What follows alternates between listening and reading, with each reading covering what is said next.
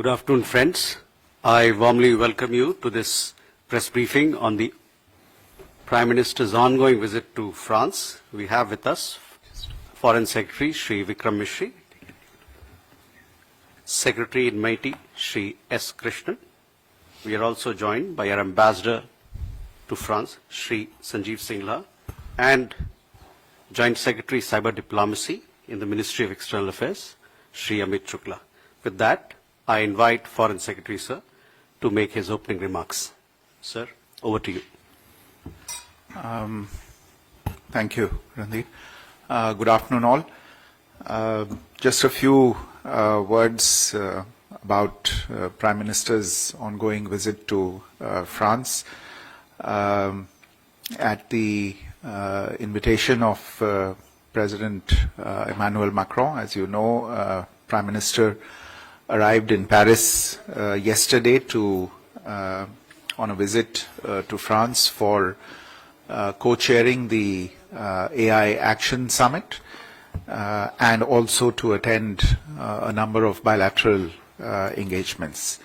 On arrival at the airport yesterday, he was welcomed by the French Minister for Armed Forces, His Excellency Sébastien Lecornu, and you would have perhaps noticed on arrival at the hotel yesterday evening, the Prime Minister received a very warm and enthusiastic traditional welcome by the Indian community in Paris.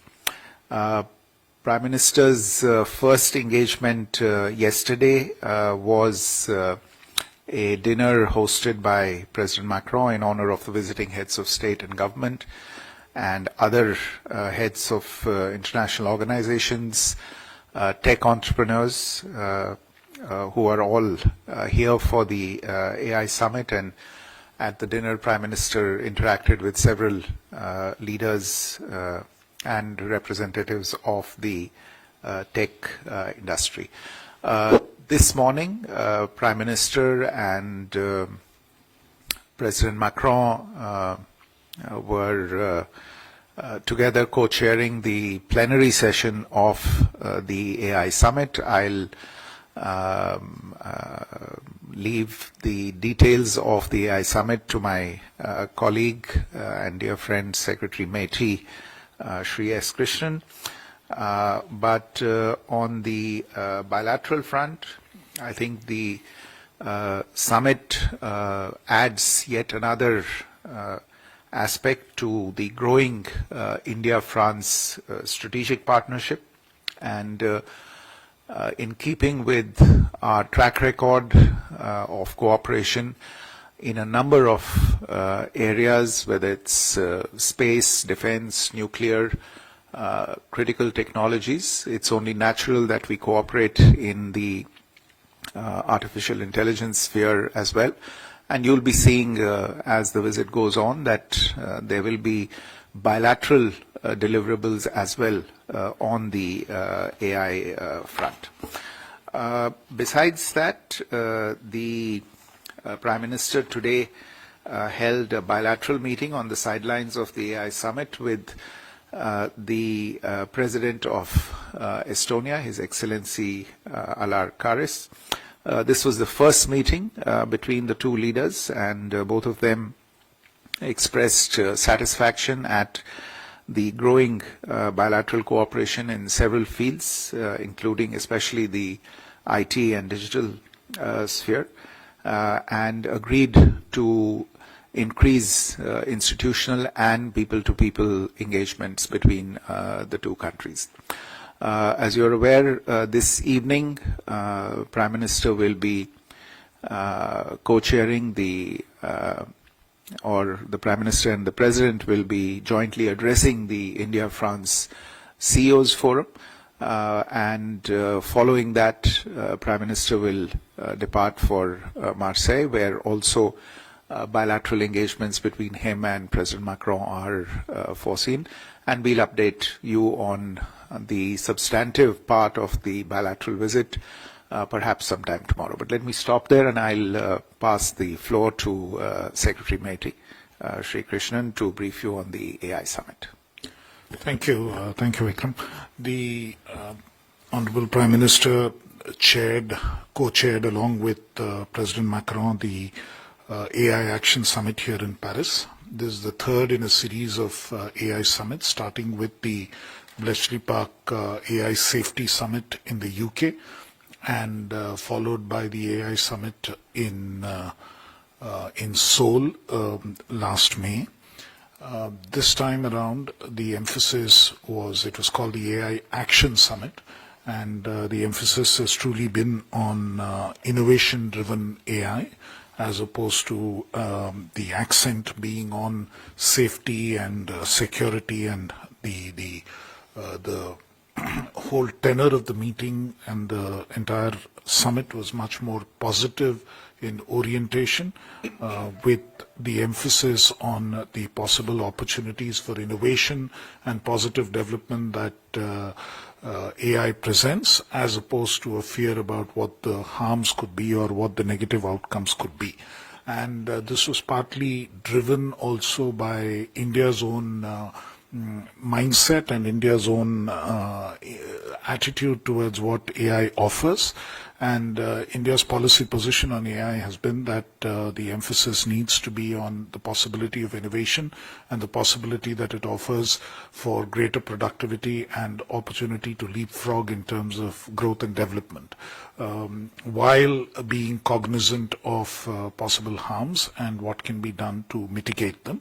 The emphasis in India has not been so much on the regulation of AI, and this was a point I think was broadly appreciated by a number of the world leaders who were present here today, as also many of the technology leaders who were present. India has endorsed the leader's statement on inclusive and sustainable AI, has also given a commitment to AI for public interest, which were the two major outcomes of this particular summit, both on sustainability and covering the aspect of how it can be used for positive benefits. India has also supported the establishment of the AI Foundation, as the Prime Minister had already offered. In terms of global AI governance efforts, India co-chaired that particular thematic working group along with France, and a cartograph has been prepared to identify where the gaps in the AI governance systems lie across major international organizations, and hopefully those would be filled as we go along. India has also joined the Coalition on Sustainable AI, ensuring AI's alignment with the environmental and sustainable development goals. This complements India's AI compute strategy, which my ministry, the Ministry of Electronics and Information Technology, is leading under the India AI Mission. The aspect on future of work, we are also part of the collaborative network of AI observatories on work, and NASSCOM, which is an industry body in India, is representing India in this particular aspect. On AI security and risk management, CERTAN, which is our computer emergency response team in India on cybersecurity issues, is part of a joint high-level risk analysis group, so we are working on that aspect as well. On the whole, we believe that the summit represents very positive outcomes, not just for India and for the global south, but also for the world as a whole. We believe it represents a rebalancing of the approach towards AI, and therefore the time is right for India to host, as the Prime Minister offered, and the offer was accepted, that the next AI summit would be hosted in India later this year. And this will follow up on the fact that in 2023, India was the chair of the Global Partnership on Artificial Intelligence, GPAI. Incidentally, there was an informal ministerial gathering of GPAI as well on the sidelines of the AI Summit, where again broadly similar goals were emphasized, and India emphasized both at the ministerial meeting, and also the Prime Minister made the point forcefully today that GPAI's membership also needs to be expanded. Currently, the Secretariat is with the OECD here, based here in Paris, but The expectation is that broadly, currently the membership is at 44 countries, and we should see a further expansion of the membership of GPAI as well. So with all of this, we believe that the possibilities of collaborating globally on harnessing the positive benefits of AI should happen. And we should also have a number of other countries who are participating in this process to make it truly inclusive. Thank you. We now open the floor for questions. Can we go here? Sahil?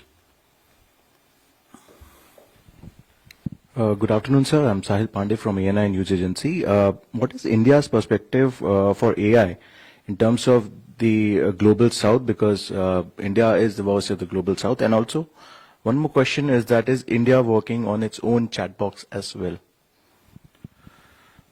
You want me to take that? So we'll take Take a few more. Collect. Siddhant? Sir, I have a question first to Foreign Secretary and Secretary Krishnan. Foreign Secretary, there is this growing discourse about AI race amongst the big countries, big players on a global stage. How do India look at this AI race? I want your comments on that. And Secretary Krishnan, if you could elaborate a little bit on how India has contributed to make AI Action Summit successful, because we've been told that we were part of 5 working groups, and in fact we helped France in conceptualizing this entire event. There's definitely, it is a recognition of Prime Minister Modi's vision and the way he had unveiled the roadmap of AI India last year. But if you can elaborate a little bit how India has contributed to this summit. Thank you so much. Vishal? Sir, मैं विशाल पांडे हूं ABP news से। प्रधानमंत्री ने कहा है कि cyber सुरक्षा, गलत सूचना और डीप फेक पर जो चिंताएं हैं उनका समाधान करना होगा। क्या इस पर चर्चा हुई? कोई प्रस्ताव आया है कि कैसे इन समस्याओं से निपटा जाएगा? क्योंकि भारत में भी या पूरी दुनिया में डीप फेक एक बहुत चिंता का विषय है। So we can take this question. So you'll go with that one, and then I'll go with the other 3. Well, I think this is also down your alley, but let me just say that this element of or this perception of a global race. I think yes, there have been statements made and positions taken that would perhaps contribute to this perception. But I think I would, go by what the Prime Minister emphasized in his remarks today, that AI must be developed for the global good, and it must be developed for all. And therefore, while there may be countries or corporates or enterprises that might be in a race, I think from our perspective in India, and I think the Secretary is better placed to comment on this, our perspective is more in terms of outcomes and objectives. And those objectives are to increase global public good through the development of AI. Other countries will do what they have to do. We, through our national AI mission, will do what we see is the right thing to do. And this is not something in which we will necessarily be influenced or allow ourselves to be influenced by geopolitics. Our emphasis is going to be on outcomes and deliver the greatest good for the greatest number of people. Thank you. On the first question on what India has done for the Global South primarily and how we have represented the interests of the Global South, I think we need to understand that right from the time of the G20, where we brought in AI into the G20 narrative as well, and part of the G20 declaration focused on what needs to happen in terms of AI and inclusive AI. And even at that stage, the African Union and various other entities were brought into into G20. So it was fairly clear that we were speaking up for the global south in this particular space. As you're also aware that we are working very closely with the global south on expanding the scope of DPIs and deploying digital public infrastructure in those areas. We already have MOUs with 17 countries and growing, where we are supporting them with DPIs. And DPIs and the establishment of GPIs there could also logically lead to more AI getting used in that space. So in that sense, again, we are supporting what needs to happen with the Global South. Even today, the Prime Minister spoke out that there needs to be inclusion and the Global South needs to come in. In the GPI summit, we invited a number of countries of the Global South to join, and undoubtedly in the next summit also, which India will be hosting, we will make sure that the Global South is adequately represented. So in that sense, I think no one can really question India's commitment towards expanding the benefits of AI and digital public infrastructure to the Global South. There was this other question on what India is doing about India-based chatbots. We are using a number of chatbots already in a number of spaces, including in the space of agriculture. It is already being extensively used as part of the AgriStack program, and that has been deployed even in other areas within our DigiLocker system, within our Umang system, where you can access a number of government programs. Indian chatbots have been developed and are being used. Very extensive use here is made of Bhashini, which currently is now available for 22 Indian languages. So it is possible to actually, for a farmer or any other common citizen, to seek replies or get clarifications in their own language. And that translation has been truly enabled.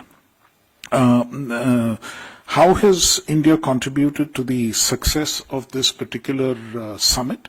I think India's contribution has been significant. We have engaged right from the month of May in all of the 5 working groups. There have been continuous meetings which our officers have attended. They've been part of consultations, not just the Indian official contribution. There have been a number of Indian enterprises, members of civil society who have been part of the deliberations, and even they are here in Station F and at other locations. And in many of the side events, they are very, very prominent.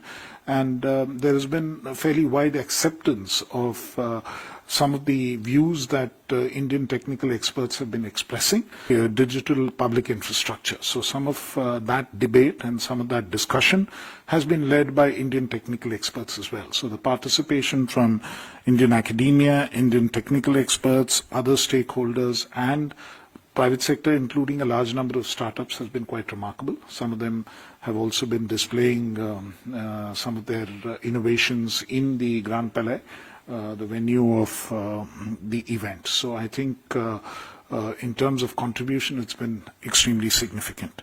और जहाँ तक आपका सवाल है, ये cyber security और deep fake का जहाँ तक सवाल है, आज इसके बारे में अपने भाषण में माननीय प्रधानमंत्री जी ने भी जिक्र किया था कि ये बहुत अहम बातें हैं जिस पे कि गौर की जानी चाहिए और इस पे कुछ ठोस एक्शन करना चाहिए. जहां तक भारत का सवाल है, हमारे कानून में अभी डीप फेक्स और मिसरिप्रेजेंटेशन को टैकल करने के लिए काफी प्रावधान बने हुए हैं.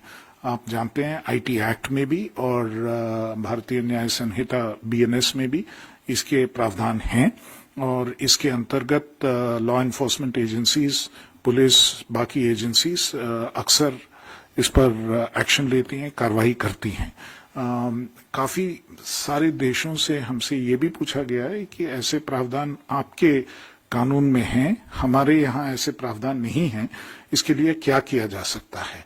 और मैं ये भी बताना चाहता हूं कि हम इस मामले में पूरी तरह संविधान के अंतर्गत हम कार्रवाई करते हैं. आर्टिकल 19 की क्लॉज 2 है, उसके अंतर्गत फ्री स्पीच पे कुछ रिस्ट्रिक्शंस लगाए जा सकते हैं, लॉफुल रिस्ट्रिक्शंस लगाए जा सकते हैं।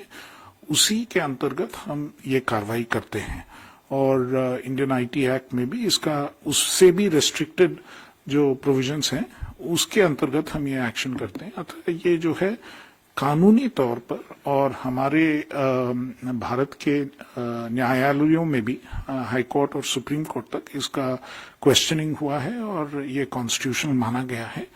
अतः ये मतलब इंडिया में जो है ये बहुत ही अच्छा इम्पैक्ट लेके रहा है और हम ये भी पाते हैं आजकल कि बड़े बड़े सोशल मीडिया एंटिटीज जल्द से जल्द इसको मान जाते हैं। पहले टाइम लगता था, जबकि एक ऑर्डर पास हुआ या कुछ डीप फेक या मिसरिप्रेजेंटेशन है उसको हटाने में थोड़ी देर लगती थी, लेकिन आजकल हम पाते हैं कि 1-2 घंटे के अंदर वो तुरंत एक्शन लेते हैं और उसमें दिक्कत नहीं आ रही है और वॉलंटरी कोऑपरेशन भी काफी बढ़ चुका है। और अगर ऐसा कोई संभावना हमारे ध्यान में आती है तो तुरंत उनको बताया जाता है और काफी समय वो अपने आप एक्ट कर देते हैं, जो ऑफिशियल ऑर्डर की भी वो इंतजार नहीं करते हैं।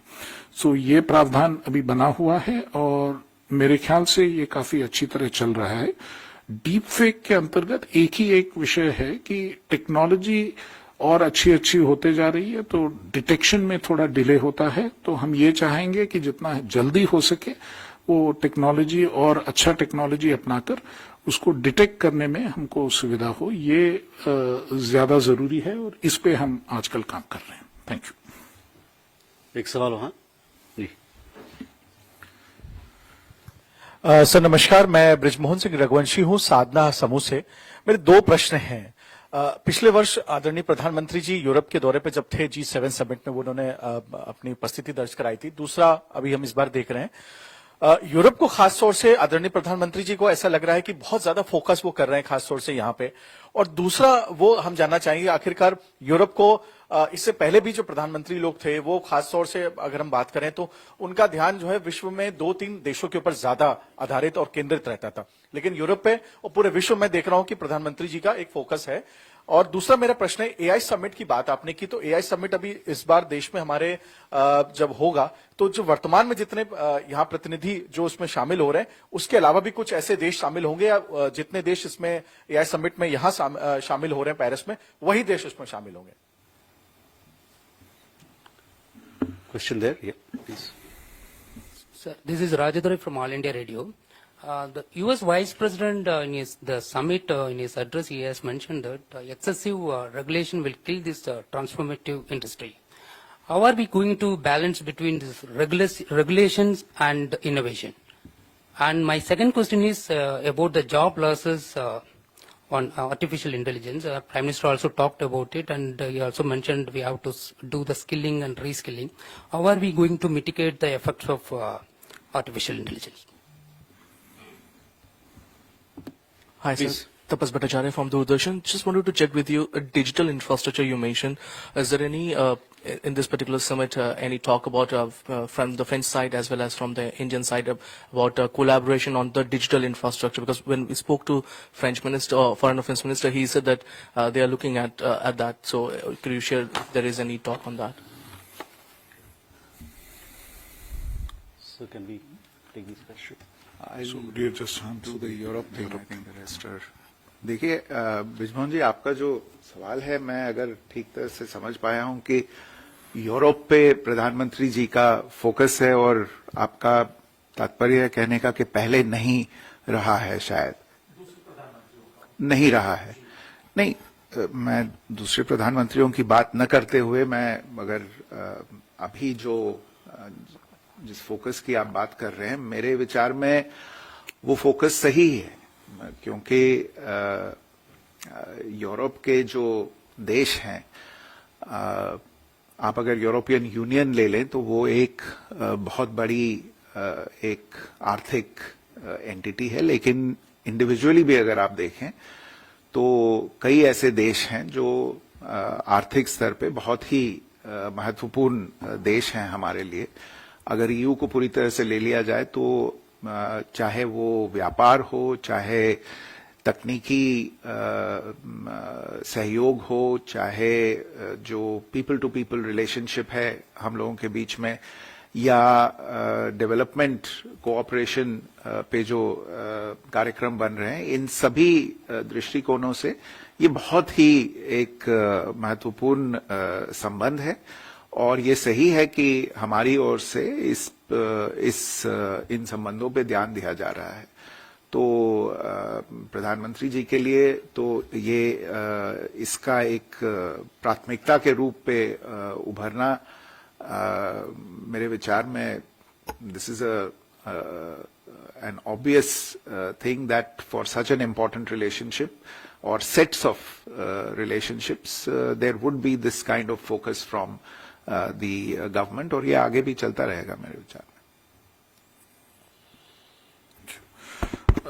जहां तक इंडिया में जो होने वाली एआई समिट है, पिछले बार जब जीपाई समिट भी हुआ था इंडिया में, हमने बाकी देशों से भी लोगों को इनवाइट किया था। यहाँ पे पेरिस में जो अभी ये समिट हुआ है, इसमें मेरा अंडरस्टैंडिंग है कि करीब करीब 80 देशों और इंटरनेशनल ऑर्गेनाइजेशंस, मतलब यूएन के काफी ऑर्गेनाइजेशंस भी, आईटीयू, यूनेस्को, यूएन वगैरह भी वो भी आए हुए थे, यहाँ पे उपस्थित थे।